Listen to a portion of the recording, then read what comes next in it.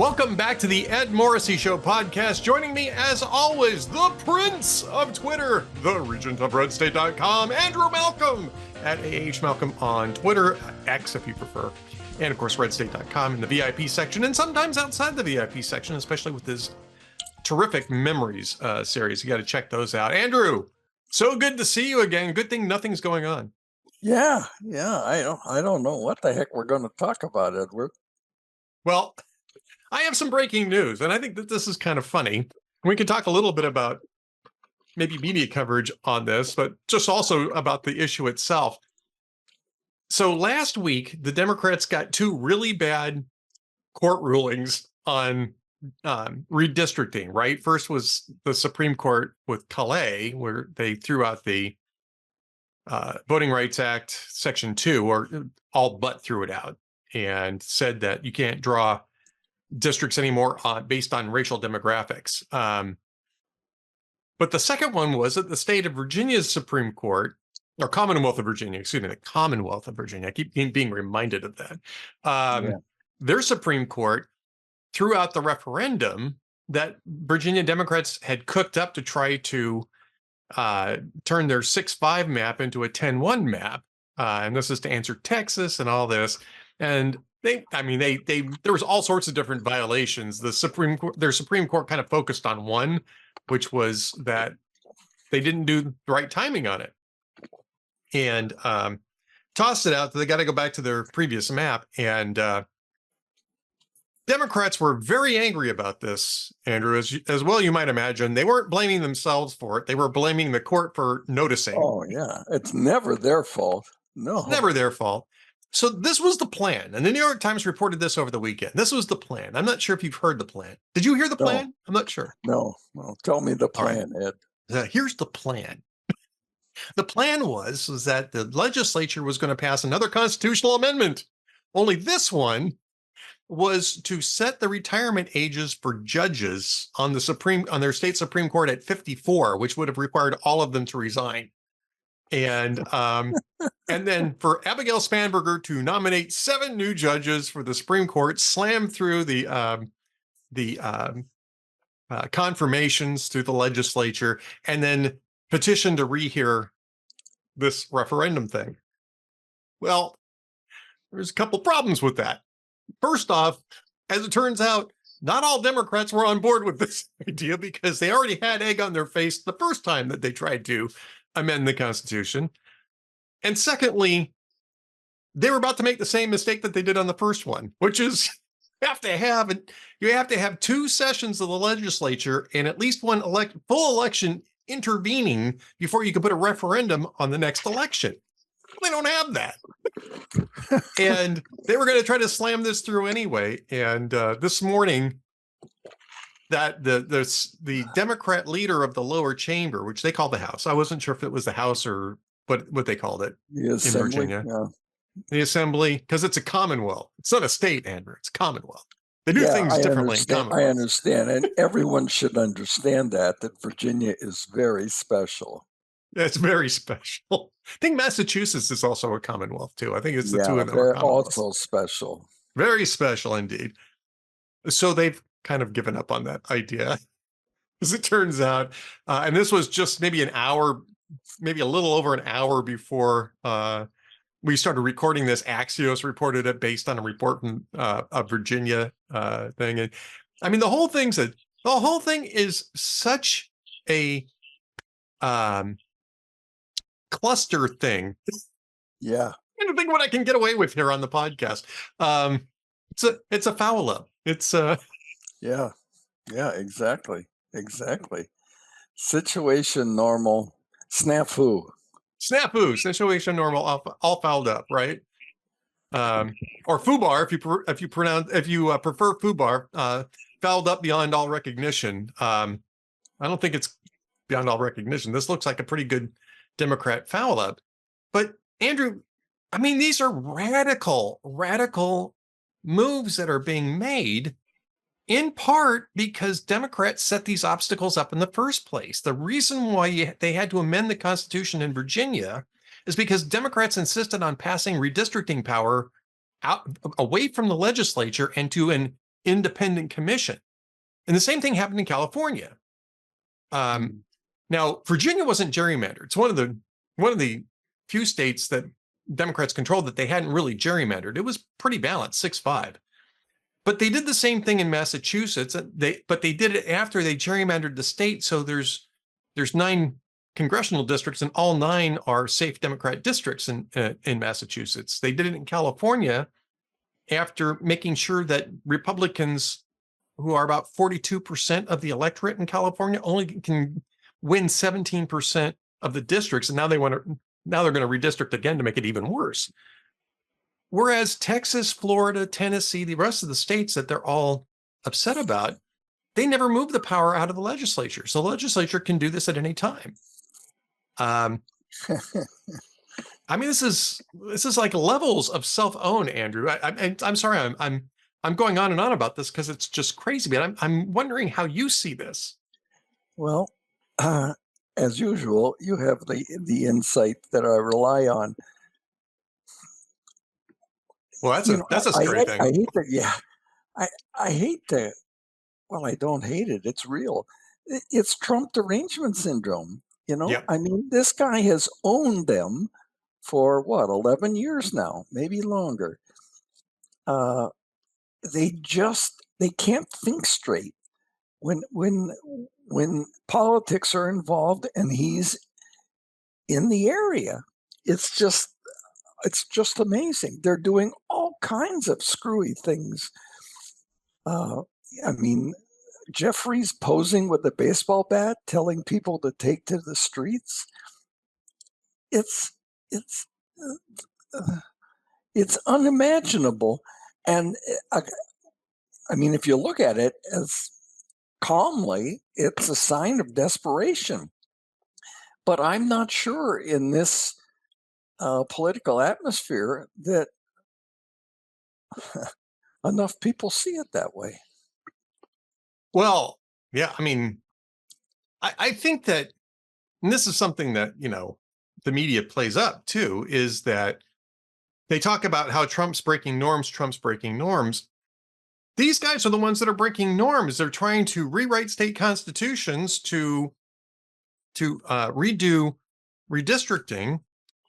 And look, I mean, Republicans did start this, and there was a lot of debate amongst us when Trump was pushing Texas and Missouri, and he was pushing Indiana too, and they didn't want to do it, and that didn't work out well for them. They got at least 5 of their incumbents that refused to redistrict just got booted out of the primaries. They're now lame duck. And we were asking, is this really worth it? Does this really matter? Is this because we're going to pick up seats in 2030 anyway, and you're going to do redistricting at that point? Is it really worth it to go through for 3 election cycles, 26, 28, and 30? Well, I mean, at least right now, it looks like it's worth it. Donald Trump seems to be doing pretty good with this strategy. 2 weeks ago, Hakeem Jeffries was doing an end zone dance right after Virginia passed the referendum. He's doing an end zone dance. I'll come down to Florida. I'll take on Ron DeSantis. And Ron DeSantis said, okay. I mean, the decorum is totally absent. It seems to me anyway, what it seems to have launched is an era of perpetual redistricting. Yeah, which is not good. And it's not good. We shouldn't be doing that on an ongoing basis. I mean, it's expensive enough to run for the House, but if you're going to start running in a different district every 2 years, or be gerrymandered out, it's who's going to go in? Just the Hakeem Jeffries of the world. That's a really good point. I mean, we're already sort of at a point where the only people who are really running for these things are people with lots of money. And that's always been true to some extent. Yeah. There's always been the wealth factor, but it wasn't as strong. And one of the reasons why is because, frankly, most people aren't going to put up with this. It's almost a I'm trying to think of the right word for this, a vanity project for the wealthy to run for office. Yeah.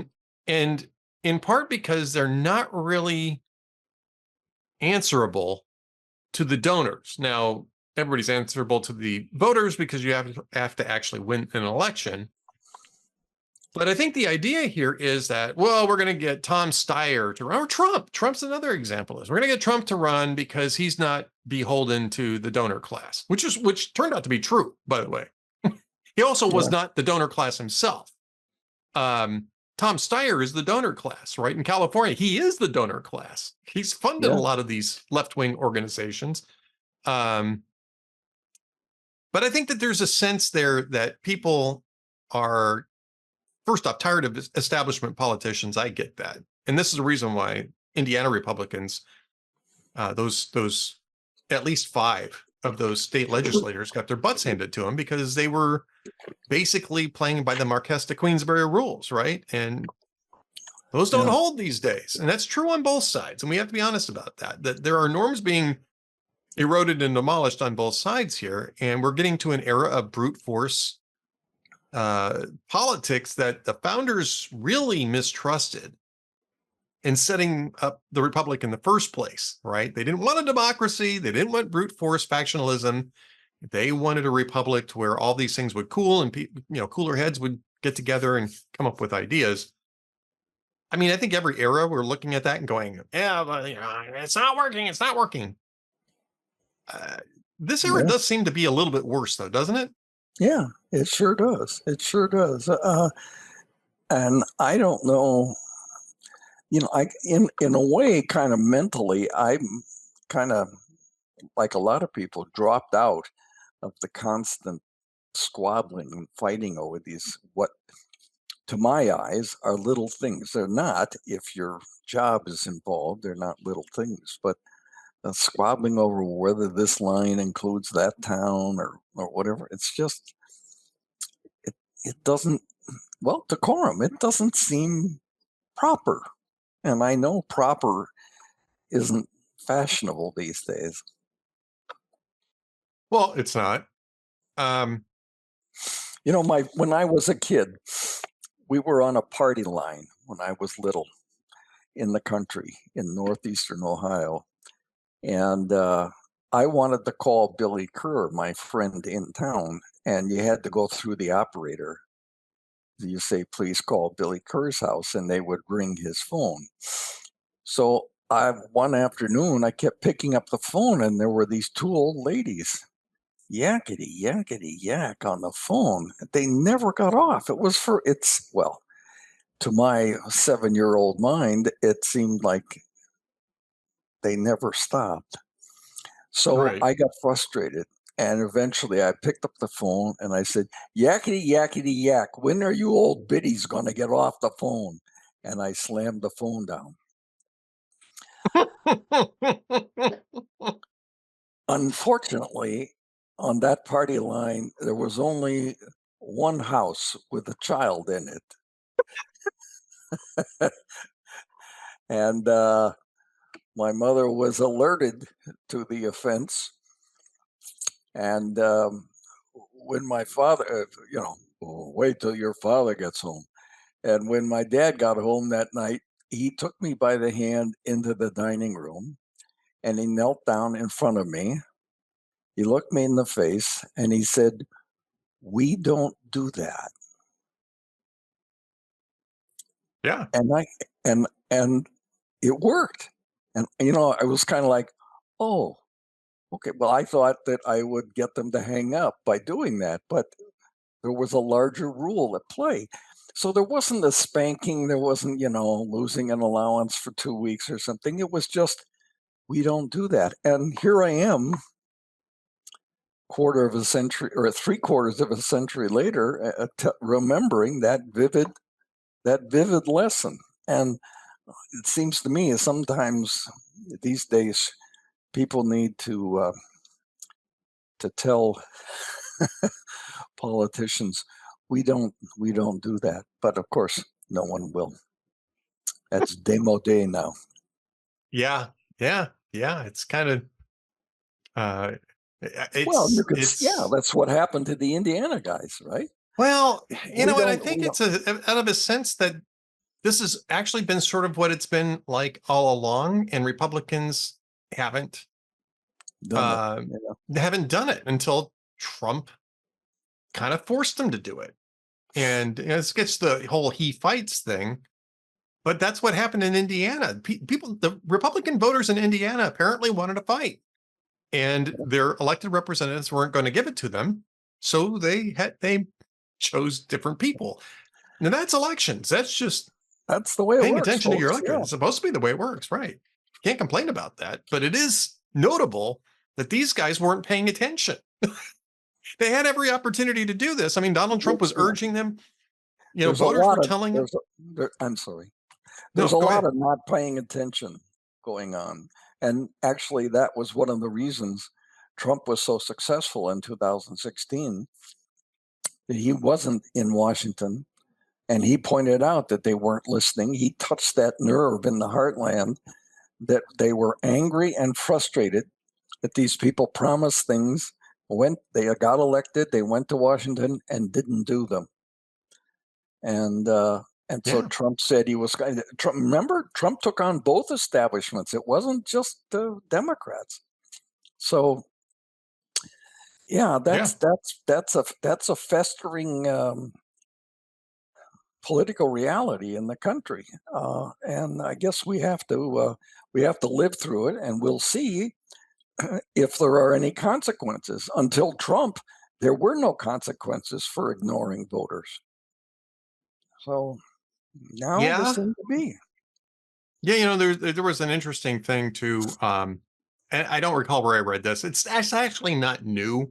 This has sort of been known, but there was an analysis that somebody wrote about how the Clinton campaign in 2015 was pushing. They thought that Jeb Bush was going to be, and I remember this early 2015. We thought it was going to be Bush versus Clinton again. We're all groaning, right? Yeah, Oh yeah, God, not another Bush versus Clinton.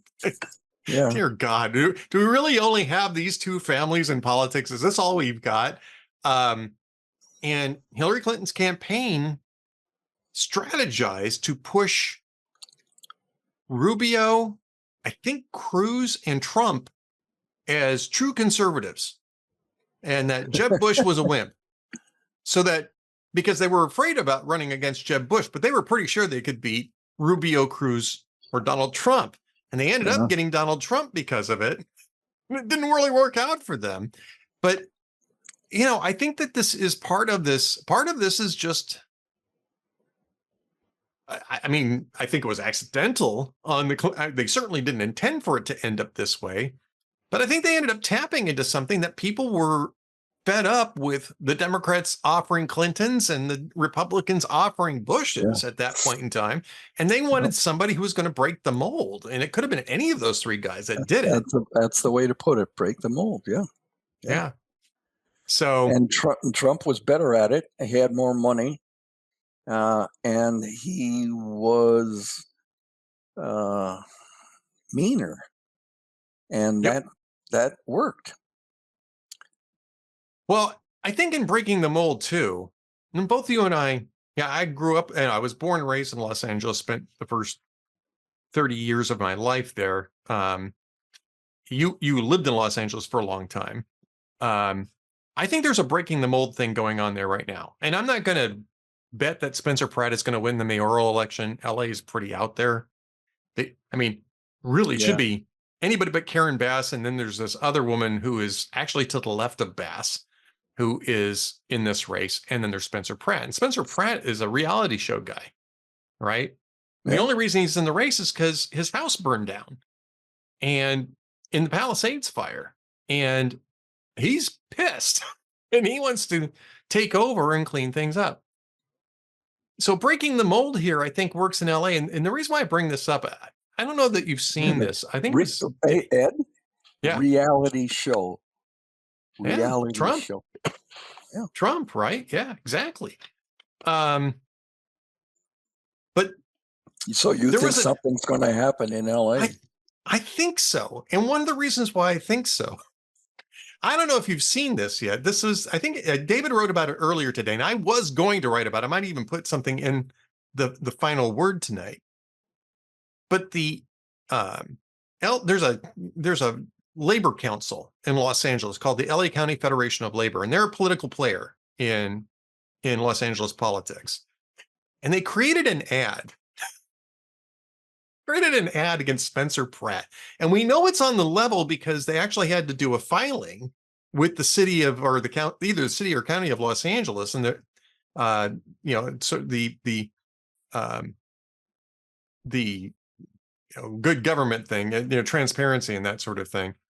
And the ad basically gives you all the reasons. They're saying you can't vote for Spencer Pratt because of this, and this. And they're all things that are actually, Spencer Pratt could actually just run this ad for himself and just change the ending from LA County Federation of Labor against Spencer Pratt to Spencer Pratt for mayor. It's basically, I'm trying to, I don't have it in front of me. It is, Well, it's it basically argues Monday. it argues that LA is on the right track. And they say this, LA is on the right track. LA is on the right track. Don't go with Spencer Pratt. LA is on the right track. I don't know anybody who lives in Los Angeles who thinks LA is on the right track, except for Karen Bass and her allies. Everybody who lives there knows that there is lots wrong. They just differ on what to do about it. But one of the first things you should do about it is get rid of Karen Bass, who's made the problem exponentially worse. And but I mean, this ad is just hilarious, and how much the labor hasn't figured out that there's a problem. Well, I am going to I'll try to find the description of this. I don't have it in front of me, but it just cracked me up. Everybody every day should be reading your final word. That is the final word. Well, I appreciate that. Well, it's not actually the final word. My wife has the final word. I just pretend to have the final word. Okay, but she doesn't get a byline. So that's true. That's true. Kira Davis was joking with me about that online. I saw that. Only in writer world do you get the final word. And it's like, yeah, then they're not even there really, but yes. It's aspirational. All right, I want to talk a little bit about your essays this week.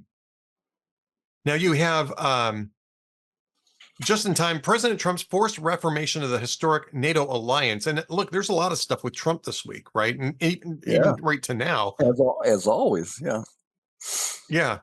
I'm very confused about what Trump's trying to do in Iran right now. I was with him until about a week ago. Then after that, I'm kind of lost. He's talking about how, the ceasefire is on life support. And I'm thinking of the Monty Python sketch with the parrot, right? It's not on life support. It's dead, man. This is an ex-parrot. It has ceased to be. It is no more. And it's been dead almost since its inception. Ed, you're on today. That's good. That's I ate my Wheaties or something. I'm a cranky old son of a gun today, but so he's clearly wanting to not go, the full shock and awe on Iran. I don't think he's got a choice. It's either that or he walks away, and I don't think he can do that now either. But he got himself in trouble. Remember the art of the deal? He said one of the most important things, if not the most important, in bargaining and making a deal is the willingness to walk away. And he's not.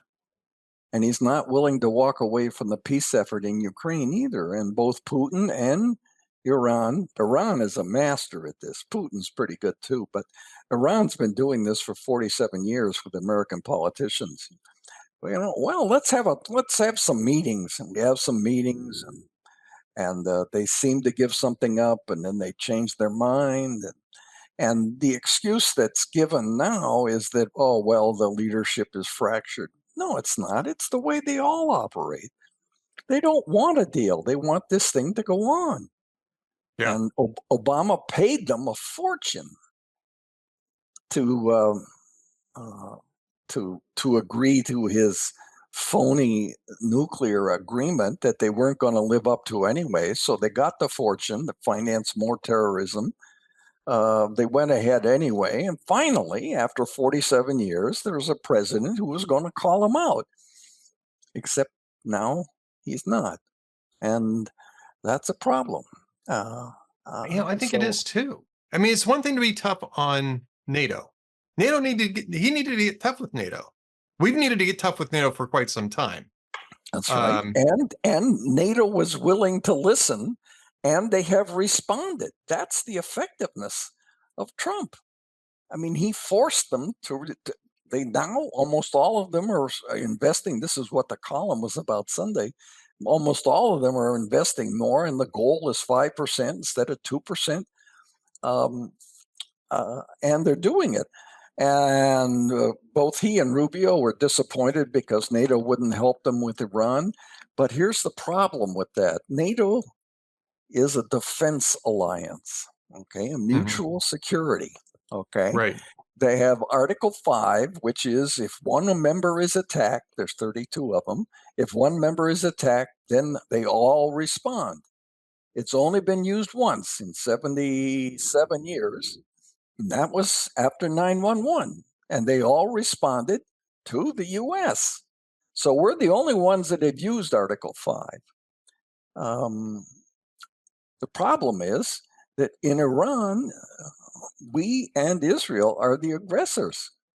So there's no attack on the US that they have to help. Now, you can argue strongly that there's some self-interest for Europe to help out, not part of NATO, but to help out with the Strait of Hormuz and with Iran, because my God, if Iran got a nuclear weapon, Israel would be the first target, and we and someone in Europe would be it. And remember, George W. Bush negotiated with Eastern Europe a missile defense system against Iranian ICBMs going into Europe and us. And Obama threw that away without even telling Poland. He threw it away, trying to buy good graces with Putin, and Putin, he didn't even say thank you. He just went on and actually sold the now defunct air defense system to Iran and is building a nuclear reactor there. I mean, a nuclear power station. So the Democrats screwed it up. And now there's no defense. There's no defense. So you could argue Europe has a self-defense interest in stopping Iran from getting a weapon. The whole world would have a self-defense interest. But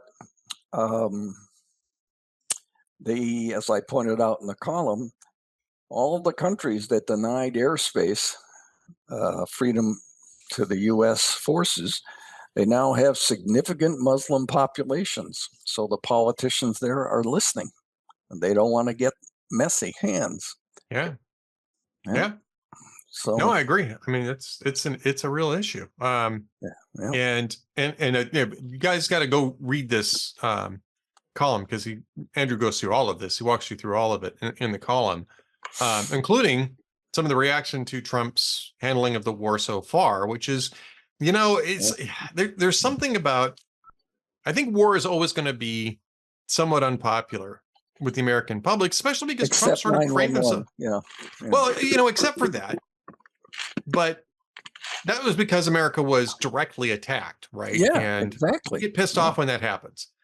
But I think that there's Pearl Harbor. Yeah. Right. I think there's, I think Grenada was over before it started. Panama was over before they could pull on it, basically. So it wasn't really a big issue.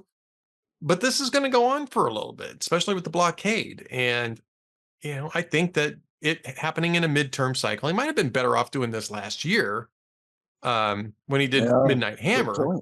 Good point. But he wanted to make a deal then too. And this is the thing that worries me. Yeah. He thinks he can make a deal with anyone. And I don't know that he understands the nature of this regime. I don't know that he does. I don't know that, maybe Dan Kane doesn't either, the Joint Chiefs chair, who got up and said no one should mistake our restraint for weakness. That's exactly what this regime is doing. They're mistaking American restraint for weakness because they don't understand why we wouldn't just annihilate them if we could. Because Because they would, right? That's exactly correct. And I think this is the problem that we're trying to get over here, is that we're not understanding that these people don't want a deal. They want us to die. What's that? The one from, is it Blofeld and Goldfinger. Goldfinger? It was Goldfinger. He says, "No, Mr. Bond, I don't want you to talk. I want you to die. I want you to die." Yeah, I mean, this is what you're dealing with, and the response that we got back was, he sent over that 14.1 page framework thing, and they sent one back that said, well, these are our terms. You leave us in control of the Strait of Hormuz, you pay us war reparations, and maybe later on down the road we'll talk about security concerns. And Trump was like, this is ridiculous. This is ridiculous. It's offensive. This is stupid, I think was the word he said. And then went on to say, well, the ceasefire's on life support, which led me back to where I started, which was it's dead, dude. This is Bones McCoy going, it's worse than that, dead. It's worse than that, Jim. He's dead. I'm a doctor, not a bricklayer. Stalling is all they got. Yeah. They don't have a Navy anymore. They don't have an Air Force. They've got no real leverage. China's helping them. But here's the thing I learned in Asia, and the Iranians know this as well. And this is something that it's hard for Americans to understand. But in Asia, the concept of mercy, that you've won, that's enough, stop kicking, it doesn't exist. It's a weakness. It's a weakness. Okay. And that's what explains Pearl Harbor. It explains the rape of Nanking. If you're winning, win by more. Win by more. Don't stop ever. And if somebody says, well, nobody would in Japan, somebody says, oh, that's enough already. Come on, ease up. No, it's a concept that is totally foreign. And so that's why, in my mind, Trump is so wise that he doesn't trust them to ever have a nuclear weapon. That's right. But you gotta seal the envelope here. It's over. Make sure it's over for them, because now's the chance. In 4 years from now, the next president is not going to be able to say, well, let's stop Iran. No, this is the chance. This is it. This is where it's got to get done. And he's the guy to do it. Oh, absolutely. He's the guy to do it. It's a second term. He's 80 years old. He's not going to run. He can't run for office again. He wants to change the world. This is world changing. He's got to stick the landing. And I don't think he understands that yet. And it is hard. Americans, let's talk about Americans, but humans in general, it's hard. You can sell them on immediate threat. Okay. 911. Okay. We got to do something. Okay. Radiation, Americans or people don't really understand it, but it's invisible. So that's really scary. Jaws, sharks that you can't see that are going to eat your legs, that's really scary. But saying, someday, maybe sooner than later, Iran would have a nuclear weapon and they would drop it on us or Europe. And Americans are like, oh, they just can't conceive of that. Just the way, Ed, just the way nobody could conceive that people would fly jumbo jets into the World Trade Center on a suicidal mission to kill thousands of people. Nobody believed it until it happened. Yep. But you can't sell that in advance. The interesting thing is that actually Tom Clancy did conceive of that. And I think it was the book Executive Decision, which was released maybe about 3, 4, 5 years before 9/11. That's actually the climax of his book. Although it was Yeah, that was a fun movie. That was a Yeah. scary movie.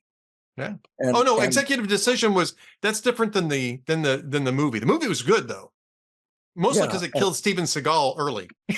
yeah, yeah. Steven Seagal got killed early, I didn't which is expect him to die. which is That good. would I really Yeah, explode. it was actually a spoiler alert. I didn't expect him to die either.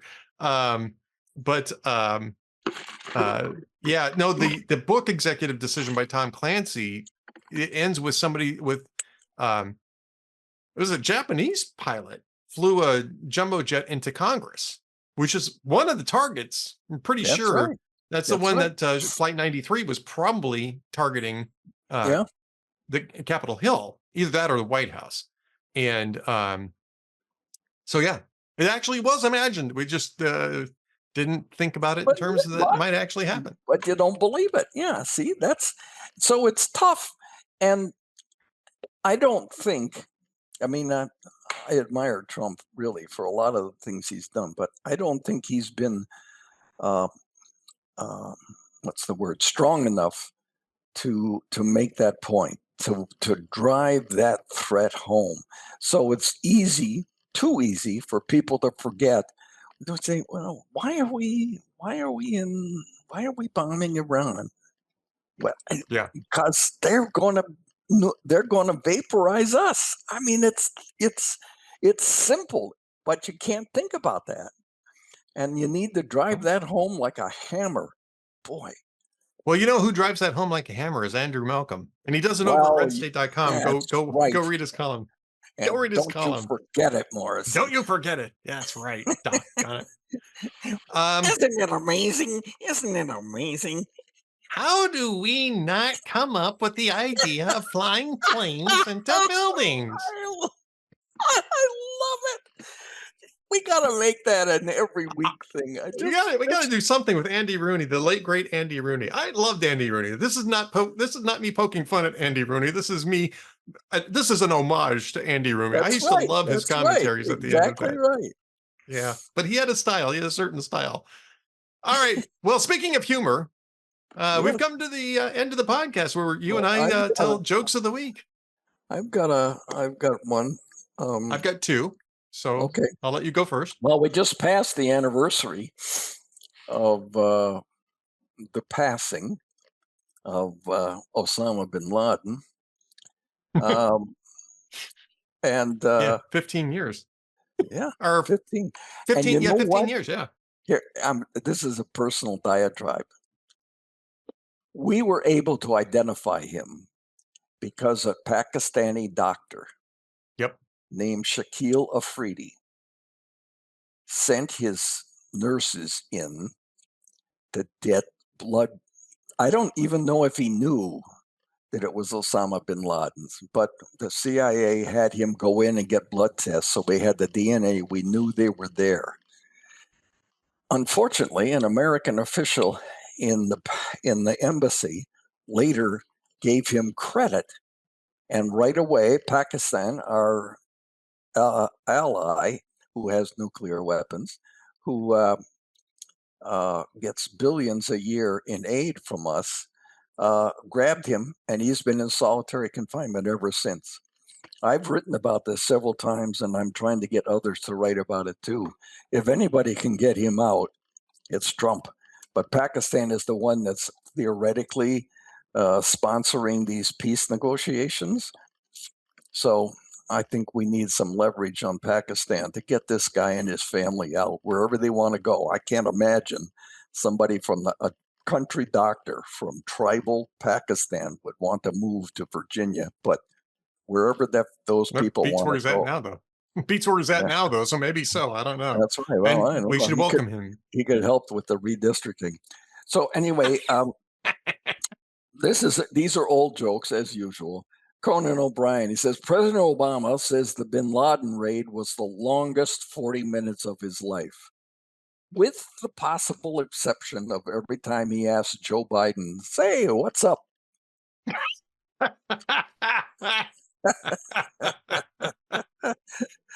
And I have one other. It's also Conan. For Mother's Day, Hooters is letting mothers eat for free. What better way to tell your mom that she raised a cheapskate and a perv?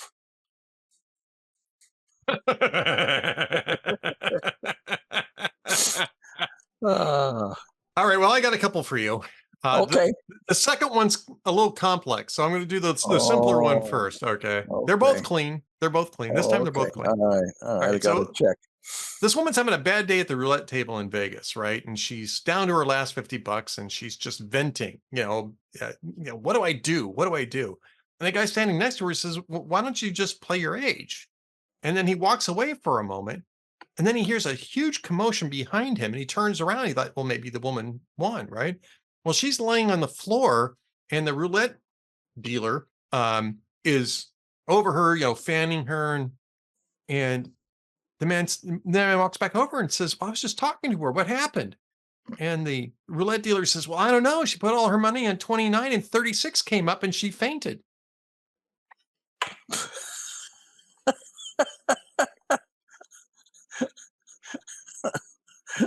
All right.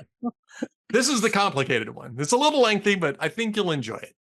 So, store opens up in Manhattan. It's called the Husband Store. And there's instructions. This woman comes up to the door and there's instructions. Have you heard this one? Yeah, go ahead. Okay. It says the instructions are saying you can only visit the store once. There are 6 floors and the value of products increase as the shopper ascends the flights. You can choose any item from one particular floor, or you can choose to go up to the next floor, but you can't go back down except to exit the building. And once you've exited the building, you're done. So on the first floor, she says, floor 1, these men have jobs. She's kind of intrigued by this, but she decides, well, I'm going to check out the second floor. Floor 2, these men have jobs and love kids. She goes, well, okay, that's getting better, but let's see what else they've got. Floor 3, these men have jobs, love kids, and are really good looking. She goes, wow, this is great, but I wonder what else. And so the fourth floor is these men have jobs, love kids, drop dead good looking, and help with the housework. And she says, wow, this is great, but I just wonder. She goes to the fifth floor and says, these men have jobs, love kids, drop dead gorgeous, help with housework, and have a strong romantic streak. And she's really tempted to just not press her luck at this point and pick something, but she figures 6th floor has really got to be something else. So she goes up to the 6th floor and there's a sign on the 6th floor. It's completely empty. It says, you are visitor 31,456,000. There are no men on this floor. This floor exists solely as proof that women are impossible to please. Thank you for shopping at the Husband Store. Please note, to avoid gender biased charges, we have opened a store across the street called the Wife Store. The first floor has wives that love sex. The second floor has wives that love sex and have money and like beer. The third, fourth, fifth, and sixth floors have never been visited. I've not heard the whole thing.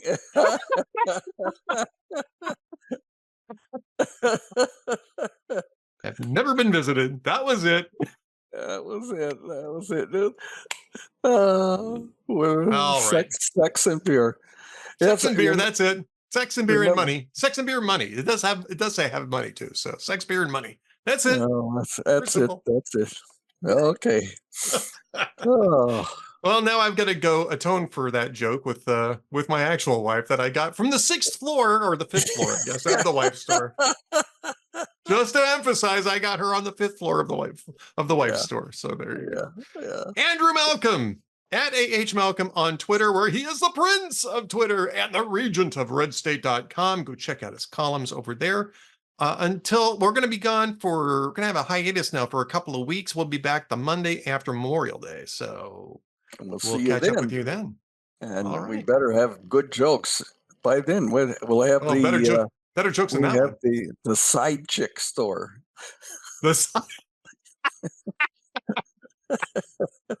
The side chick store, where you think you can get away with shopping anonymously, but it never, works out.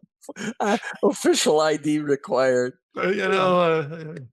Wives do get surveillance access.